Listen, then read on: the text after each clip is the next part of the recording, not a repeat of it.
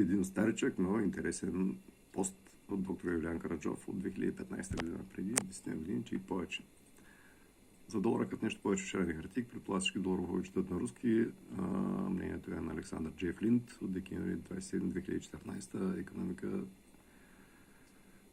100-500 ли начинающих партий, Part 1, его величество американский доллар. Александр Джей Флинт. Remember, Александр Джей Флинт. Давно мне напрягает это полное непонимание экономики и финансов, что я наблюдаю в русскоговорящем мире. Я говорю прежде, это абсолютно заигранные все известные формулировки, что доллар это зеленая бумажка, и его вот-вот сменит юань из Китая. И так по порядку. Экономика для начинающих. Валюта Китая юань, или еще как называют ее рейнби, сейчас не имеет свободного хождения обмена на любую другую валюту, плавающую в свободной схеме.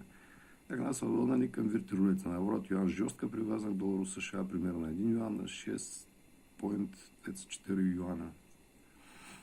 Раз так, не может статься резервной валютой, он даже не может статься сколько-нибудь сильной валютой. Государство ускоренной экономики росла. Так-то это 2015 год.